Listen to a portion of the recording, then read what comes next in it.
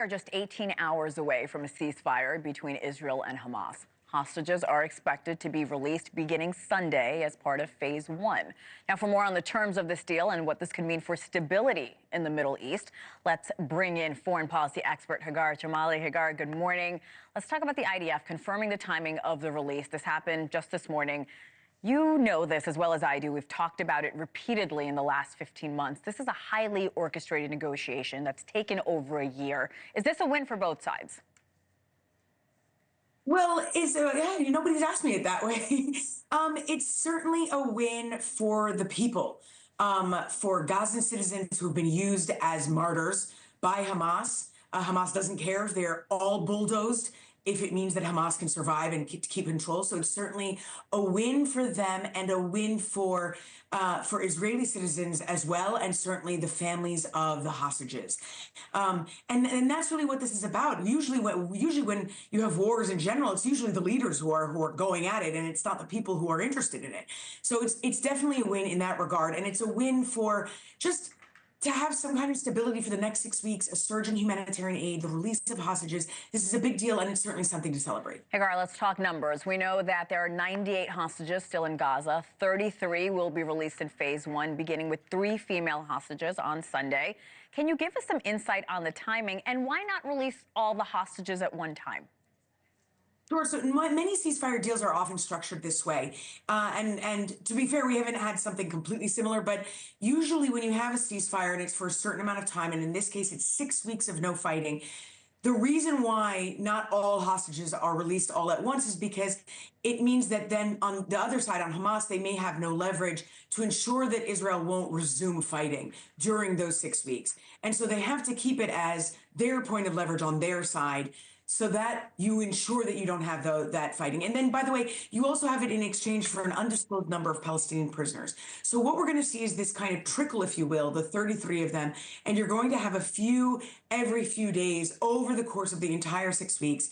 Women, children, the remaining women, children, and elderly have been prioritized, sick as well. Not all are alive, by the way. Of the 98 who remain, it is believed that about 2/3 or less are alive, and that's the same for the first tranche of hostages who are being released. Not all of them will be alive. They will include American citizens, though. Our team just made a really good graphic explaining phase by phase. We're in phase one now. Phase two will include a permanent ceasefire and all Israeli forces withdrawing. There it is.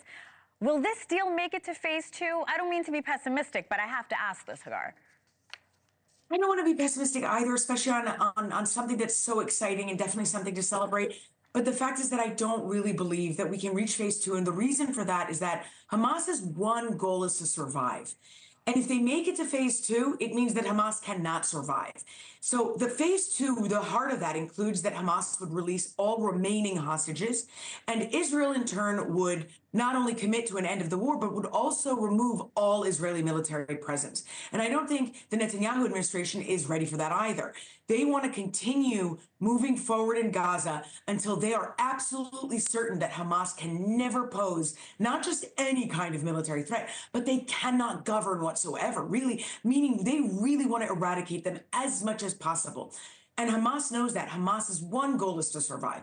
And that's why I just believe that getting to phase two is really difficult. Where I see instead the option or potential for a future in Gaza and future stability is actually through an Israel-Saudi normalization deal that could be brokered by President-elect Trump, because that would include some kind of future for a Palestinian state and the situation on the ground.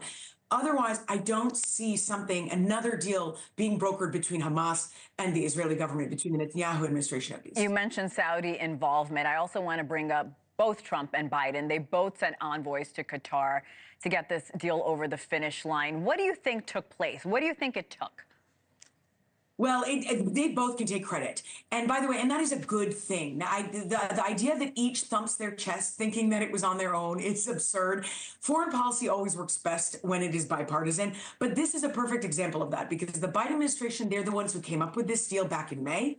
They have been working it for months. They know all the players, all the needs, all the problems.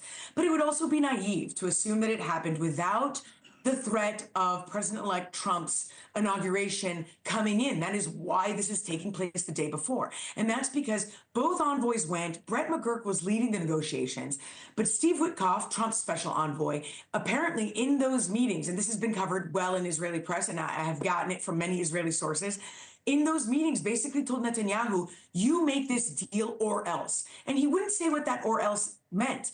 And I don't see President-elect Trump getting rid of aid to Israel, for example, but you don't know that. He's completely unpredictable. And so Trump has that power over Netanyahu. Netanyahu doesn't like to say no to Trump. And we saw that in the first administration, and that kind of clout. Both had different messages and goals, but both were complementary to getting this deal across the finish line. And thanks for watching. Go to joinnn.com to find NewsNation on your television provider. And don't forget to click the red subscribe button below to get more of NewsNation's fact-driven, unbiased coverage.